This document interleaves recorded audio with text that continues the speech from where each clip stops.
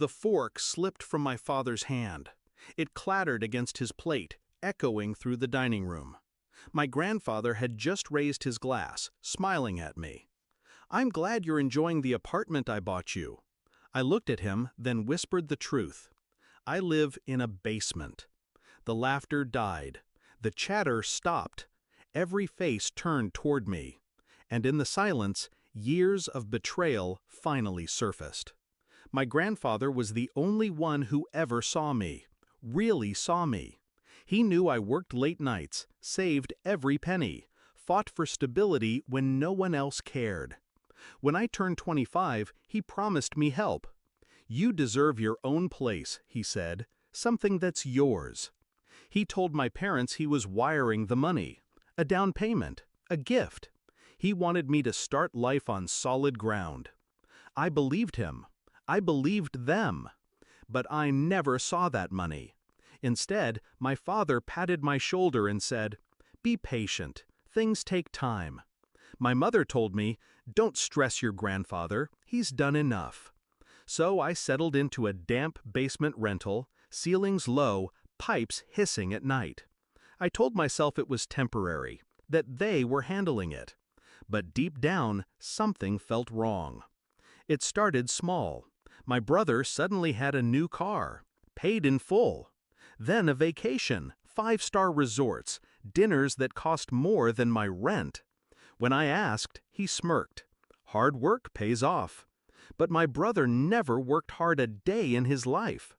One night, I overheard my parents whispering, my father's voice low, tense.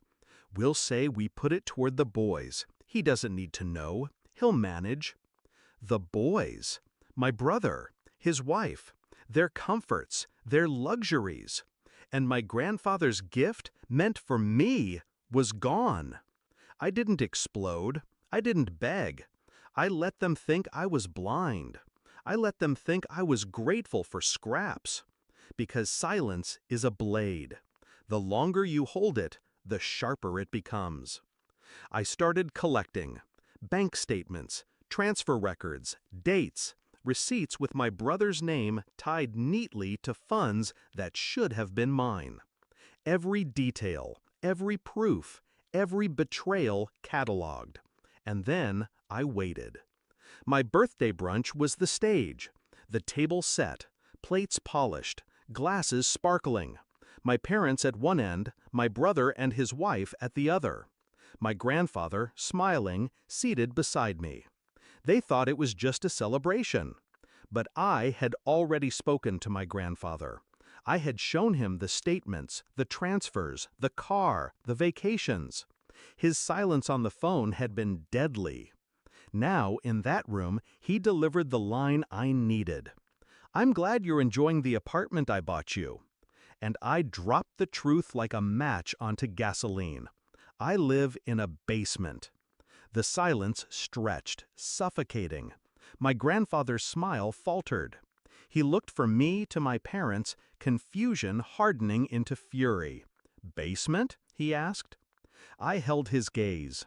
The money never reached me. My father's face blanched. My mother's hands trembled. My brother stared at his plate.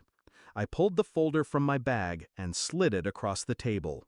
Neat, organized, undeniable. Here's where it went. My grandfather flipped through page after page. His jaw clenched tighter with every turn.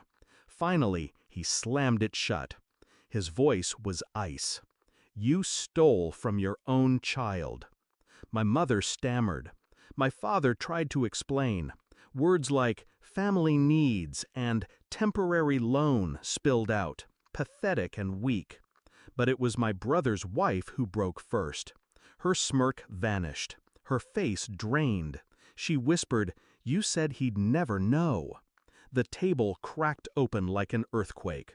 Accusations, denials, rage spilling everywhere. And I just sat there, calm, watching the empire of their lies collapse. By the end of brunch, nothing was the same. My grandfather stood, voice trembling but firm. "Every cent will be returned, and if not, you'll face me in court." He turned to me, placing his hand on my shoulder. Never again. My father couldn't meet my eyes. My mother's tears fell into her untouched food. My brother sat pale, stripped of arrogance. As for me, I didn't gloat. I didn't need to. I had given them years of silence, years to bury me under their greed. But one whisper, one truth, brought their whole world down. That basement wasn't my prison anymore. It was my proof. And when I walked out of that restaurant, the sun on my face, I finally felt what freedom tastes like. Sharp, clean, and mine.